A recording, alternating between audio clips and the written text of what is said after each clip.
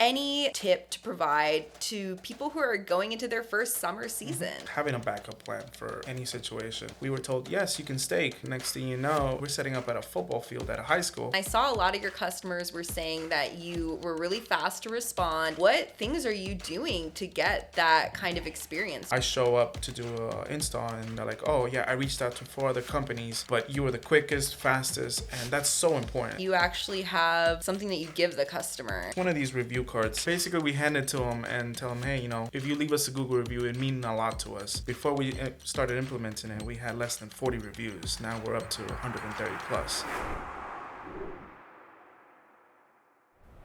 Hi everybody, Bridget with JumpOrange here, and today on the JumpOrange Podcast, I have a special guest with me, Mauricio Almanza. He owns M&K Inflatables with his wife, Carla Chavez, and their 2 kids out of Naples, Florida. That's right. And thank you so much for joining me today. It's my pleasure to be here. I know that you're actually going into your 3rd summer season, right? That's right. That's incredible. So I want to talk to you today about some tips and tricks that you have for our viewers out there who are going into maybe their 1st summer season or maybe their 5th, like who knows. But let's talk a little bit about some of the things that you do to get ready for the summer, or some tips that you have that you think are necessary to have a successful season. Of course. So one of the biggest things is for us being in down here in Florida is hydration. So we always load up Gatorades, waters, occasional energy drink here and there in the fridge, and then we load it up every morning. That way we stay hydrated, make less stops throughout the day. So important. We also start bright and early. We're loading up at 6 in the morning, being at the first home typically by 7 o'clock, just because you're trying to beat that heat. You don't want to be out there at peak heat around 3:30 or, that time is just unbearable. It's brutal. Oh, of course. It's so intense. And you probably have more rentals going out right now. We're full season. Down here, yes. In Florida.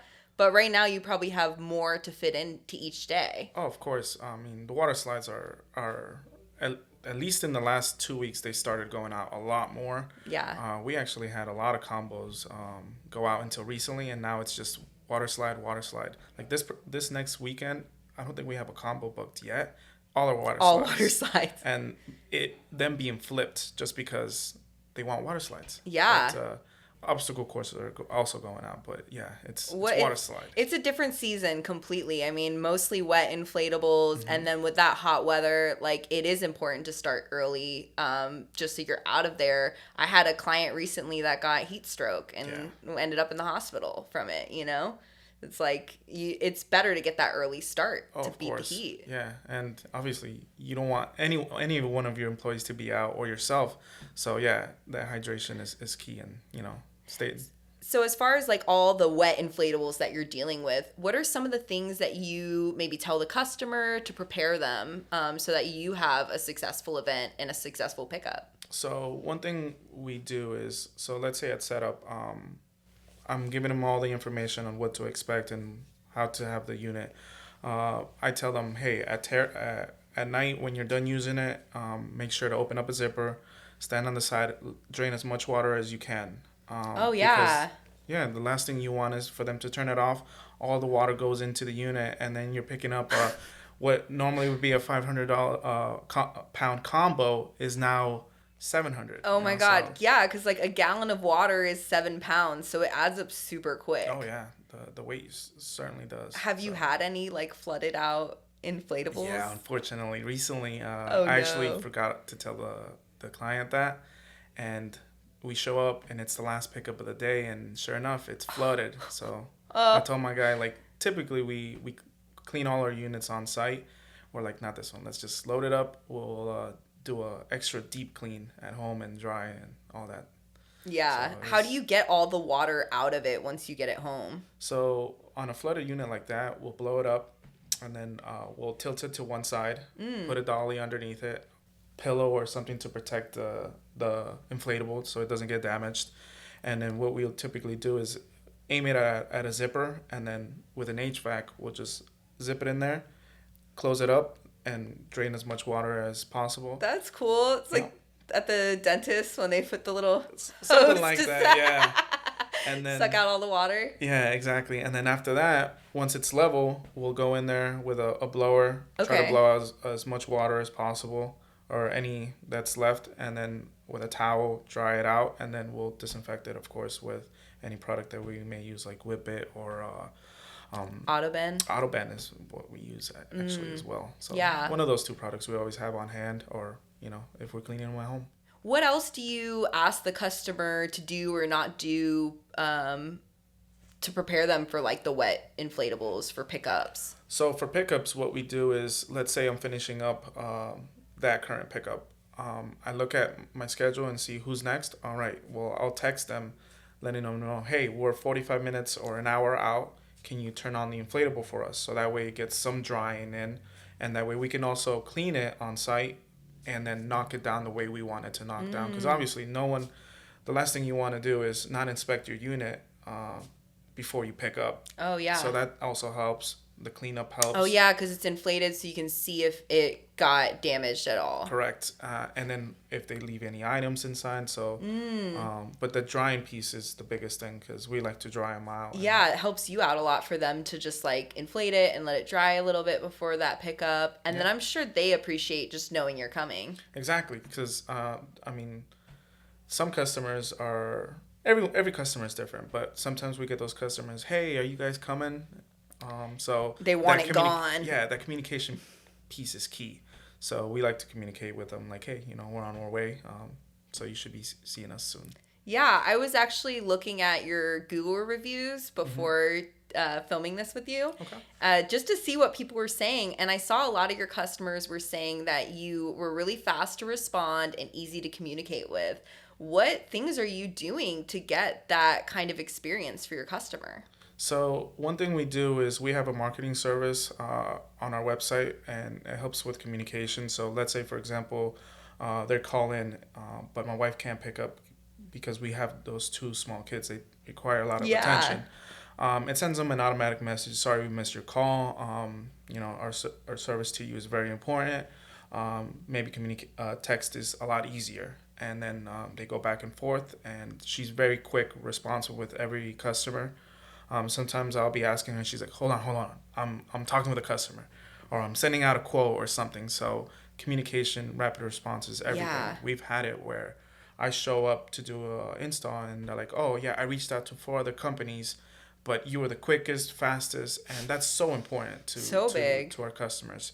So having a service like that is excellent. Yeah, it's like they feel like they're getting a really quick response with that automated message, and then from there your wife's able to follow up, seal the deal. And then what about you? I know you have a big sales background. What's it like when you're on site? Do you think that makes a difference how you interact with the customer? Obviously, I think it's very important. Like you said, being in sales, just the communication piece with customers, it's so important. So you showed me earlier that you actually have something that you give the customer. Yeah, you got actually, it on you? I do. It's one of these review cards. And basically, you want to show that to the? There we go. Yeah. So basically, we hand it to them and tell them, hey, this. If you leave us a Google review, it means a lot to us. Yeah. Just share your experience with Google, and it helps us out a ton. And we've been getting a lot of traction with it. Before we started implementing it, we had less than 40 reviews. Now we're up to 130 plus. Wow. And I would say every weekend we get at least 7 or 8 reviews from it. Oh, my God, that's great. So it's been a great investment in that aspect. Well, it sounds like you two are a great duo too. Oh, yeah. Like both of you are offering that high level of like communication, customer service, connection. I know that also you both are bilingual. Yo hablo español también, para que sepan. But so do you think, in Florida, we have such a large Hispanic community. How many of your customers would you say are Hispanic? I would say about 40 to 50% are Hispanic. So obviously speaking Spanish does help. Yeah. Or if you don't have someone that does the bookings, I would say it does help. Just because especially they feel more in your market. Oh, yeah. And it helps them connect with you, right? On a deeper level. Correct. Especially like I'd be arriving at setups, and then they have family members that maybe don't speak English, and it just to gather more clientele speaking their language helps out. Yeah, it like broadens the horizons, and then of course, like again, in your area it's just so relevant, so important, such a great extra thing that you can offer. Maybe it doesn't lead to like a hookup or a discount, right? Correct. But it leads to just a better service. Yeah. So I also was looking at your site, and I saw that you emphasize how clean and safe your inflatables are. What extra things are you doing to ensure that you have clean inflatables for the customer? So one thing we do is we do cleanups. We set them up at home, obviously, whenever it's needed, but we do a lot of cleaning on site. Yeah. Basically at pickups and teardowns. So we try to give it a multi-touch aspect, especially those high-touch areas where kids are going in and are using, because obviously you're not going to be cleaning the roof 100% of the time. So we touch those high point areas. But so like the stairs, the entrances, like the things that the kids are grabbing, putting their hands on, maybe even their mouths if they're like super little. And you're just, what kind of things, you said earlier, what are you using to disinfect it? It's Whip It. It's a cleaning product that we typically find at Sam's. And the Autoband? Autoband. Those are the two that we mainly use. Cool. Yeah. And then also the fact that you offer, a dry inflatable at drop off, I think is huge, because you're dropping it off in like a pristine condition. Oh yeah. All our combos are 100% dry when they're being set up, and then obviously slides are too, but it's just something that we do. Not everyone does that, but I think it's just it's more presentable, and it's they see the quality of your units more. And you're taking care of like the inflatables better, taking care of the customers better, and then also standing out, right? Because like in this industry, you really do have to offer a higher level of service to stand out from the average Joe that is, renting a water slide. Correct. So to wrap things up with you, I wanted to ask if you have any like last tip to provide to people who are going into their first summer season. I would say is having a backup plan for any situation. Having backup stakes, backup blowers, sandbags. I mean, just the other day we had a setup where we were told, yes, you can stake. And then next thing you know, we're setting up at a football field at a high school where we can't stake.